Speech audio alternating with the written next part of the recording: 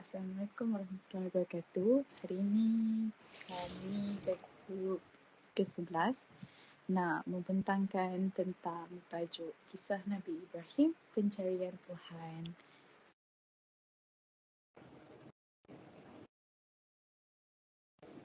Okey, ahli kumpulan kami terdiri pada 4 orang, iaitu saya sendiri, Nur Aini binti Abdullah. Yang kedua iaitu Nur Aini binti Muhammad Saidi. Yang ketiga, Nur Anis Afiqah binti Burhanuddin. Dan yang keempat, Nur Anis Atirah binti Burhanuddin.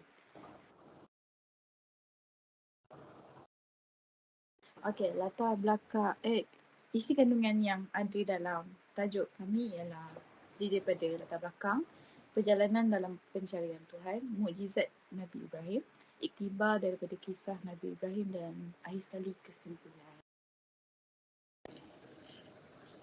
Okey, abstrak daripada kesimpulan kami ialah jika kita perlihatkan alam cakrawala yang ada di atas dan yang di dalamnya pula dilihat matahari, bulan, bintang dan sebagainya. Demikian pula bumi dengan semua isinya, baik berupa manusia, binatang, tumbuh-tumbuhan dan segala benda yang lain.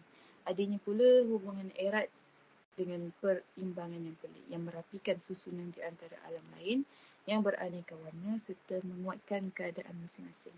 Semuanya merupakan tanda dan bukti kewujudan Allah SWT. Okay, seterusnya adalah tentang latar belakang Nabi Ibrahim AS.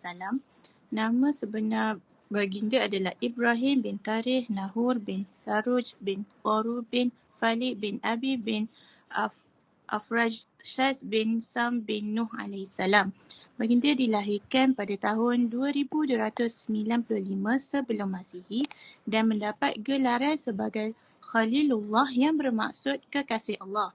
Sebab kenapa baginda mendapat gelaran yang pertama adalah kerana baginda cekal menghadapi segala ujian yang datang daripada Allah. Yang kedua, baginda tidak risau dengan rezeki Allah. Dan yang ketiga, sentiasa mematuhi serta taat akan perintah Allah. Dan yang terakhir, baginda sentiasa meraihkan tetamu sehingga melebihkan tetamu daripada diri sendiri. Nabi Ibrahim wafat pada umur 175 tahun dan tempat lahir baginda dilahirkan di Iraq dan baginda dimakamkan di Kanaan. Baginda dibesarkan oleh bapa saudaranya yang bernama Azar. Apabila dah meningkat dewasa, dia berkahwin dengan 2 orang isteri. Isteri pertama Nabi Ibrahim adalah Siti Sarah dan isteri yang kedua adalah Siti Hajar. Hasil daripada perkahwinan itu, Nabi Ibrahim mendapat 2 orang cahaya mata iaitu Nabi Ismail dan Nabi Ishak. Nabi Ismail hasil daripada perkahwinan Siti Hajar dan Nabi Ishak hasil dari perkahwinan Siti Sarah. Okey, seterusnya adalah perjalanan dalam mencari Tuhan. Kisah ini pada apabila Nabi Ibrahim sudah besar, baginda mula berfikir tentang siapa yang patut disembah kerana kaum-kaumnya menyembah berhala iaitu patung yang dibuat daripada batu. Kemudian baginda bertanya kepada ibundanya siapakah pencipta alam semesta, tapi jawapan ibundanya menyebabkan baginda tidak berpuas hati. Dan baginda Nabi Ibrahim AS terus berfikir untuk mencari tahu siapa Tuhan yang sebenarnya. Dan kemudian turunlah ayat daripada surah Al-An'am ayat 76 hingga 80 yang bermaksud ketika malam telah gelap, dia melihat sebuah bintang. Lalu dia berkata, inilah Tuhanku. Tetapi tatkala bintang itu hilang ataupun tenggelam, dia berkata, saya tidak suka kepada yang tenggelam. Kemudian ayat yang seterusnya, tatkala dia melihat bulan terbit dan berkata, inilah Tuhanku. Tetapi setelah bulan itu terbenam, dia berkata, sesungguhnya jika Tuhanku tidak memberi petunjuk kepadaku, pastilah aku termasuk orang yang sesat. Dan kemudian pada ayat yang ke-78, bermaksud kemudian tatkala ia melihat matahari terbit, dia berkata, inilah Tuhanku yang lebih besar. Dan matahari itu terbenam. Lalu dia berkata kembali, "Hai kaumku, sesungguhnya aku terlepas diri daripada apa yang kamu persekutukan." Dan ayat yang ke-79 bermaksud, "Sesungguhnya aku menghadapkan diriku kepada Rabb, iaitu pencipta langit dan bumi, dengan cenderung kepada agama yang benar. Kemudian aku bukanlah termasuk orang-orang yang mempersekutukan Tuhan." Dan ayat yang terakhir, ayat ke-80 bermaksud, "Dan dia dibantah oleh kaumnya. Dia berkata, apakah kamu hendak membantah tentang Allah? Padahal sesungguhnya Allah telah memberi petunjuk kepadaku. Dan aku tidak takut kepada malapetaka dari sembah-sembahan yang kamu persekutukan dengan Allah, kecuali dikala Tuhanku menghendaki sesuatu dari itu. Dan ketahuilah Tuhanku meliputi segala sesuatu, maka kamu tidak dapat mengambil pelajaran daripadanya." Dan ayat ini telah menjelaskan bahawa Nabi Ibrahim alaihissalam pada asalnya adalah keturunannya menyembah berhala. Kemudian beliau mengajak kaum-kaumnya untuk kembali kepada Tuhan yang menciptakan langit dan bumi. Kemudian beliau mencari tahu Tuhan yang kemudian beliau mencari tahu Tuhan yang sebenar. Beliau pertama mengingatkan bahawa bulan, bintang dan matahari itu adalah sebenarnya Tuhan, akan tetapi beliau percaya bahawa Tuhan itu tidak mungkin boleh hilang dan bersifat baharu. Maka Tuhan adalah Allah Subhanahu Wa Taala.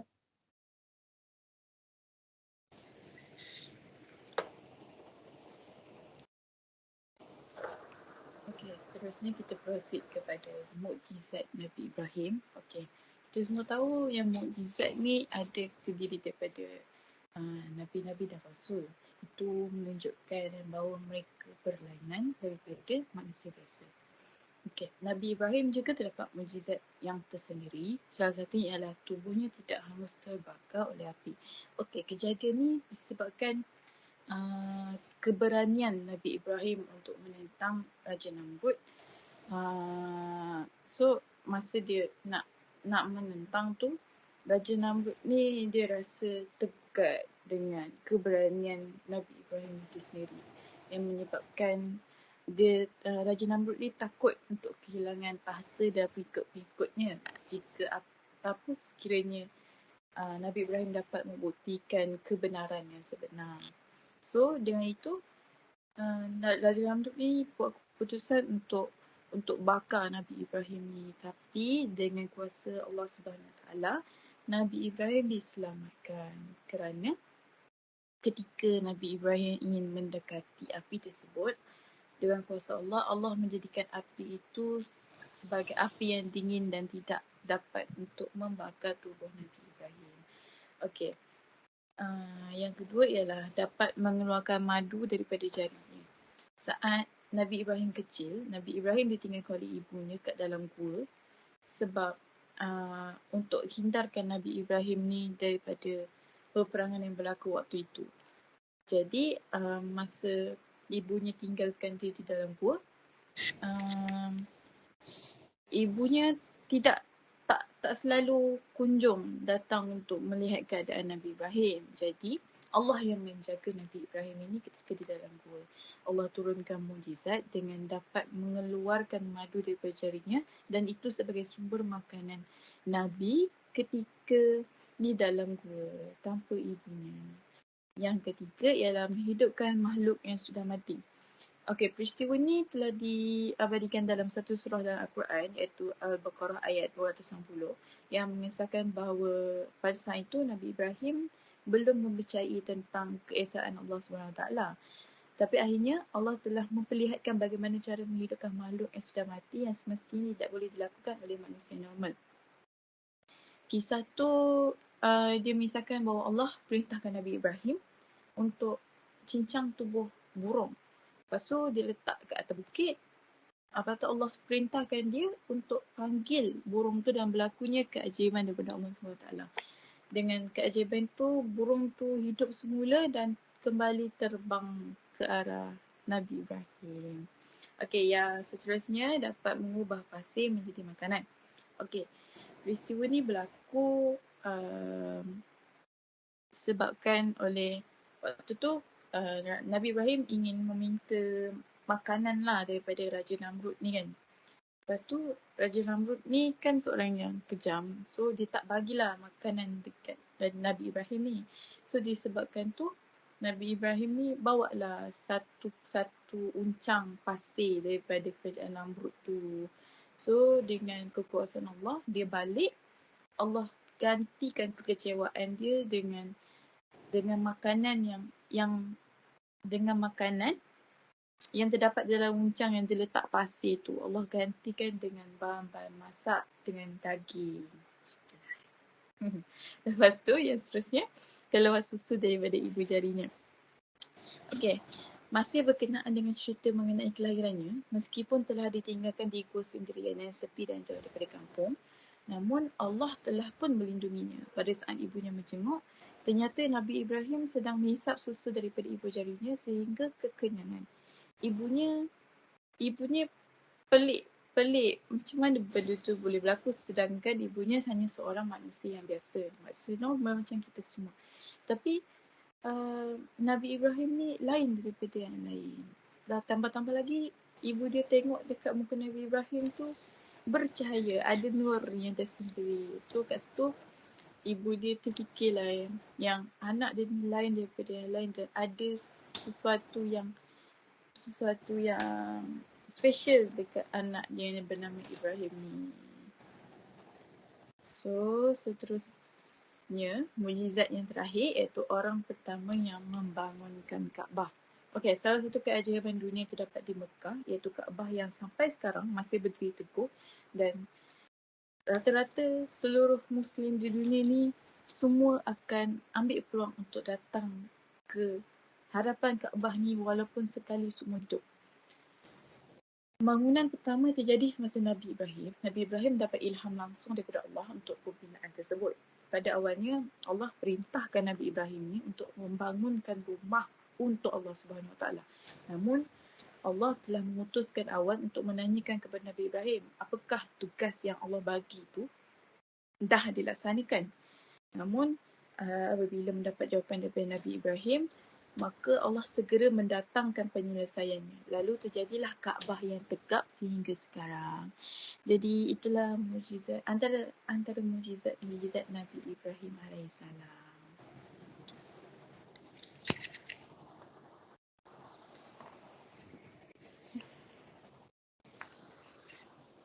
Okay, seterusnya kita beralih kepada iktibar yang kita peroleh daripada kisah Nabi Ibrahim alaihissalam. Yang pertama sekali ialah husnuzon, di mana husnuzon bermaksud bersangka baik. Kita sebagai hamba Allah, kita perlulah bersangka baik dengan Allah sebab kita kena yakin yang Allah itu adalah sebaik-baik perancang. Kita ni hanya mampu merancang je, Allah yang tentukan. Okay, yang kedua ialah ihsan, di mana Nabi Ibrahim alaihissalam sentiasa menyembah Allah SWT tanpa mengenal erti lelah. Yang ketiga ialah sabar. Nabi Ibrahim ni dia banyak ujian yang menimpa dalam hidup dia. Jadi dia tak pernah mengeluh pun dengan ujian yang dia hadapi tu. Sebaliknya dia hanya bersabar dan dia bertawakal, iaitu sentiasa berserah diri kepada Allah selepas mengharungi setiap ujian tersebut. Dan akhir sekali ialah usaha. Dalam keadaan yang sukar atau mencabar, sentiasa mencuba dan tidak mudah putus asa.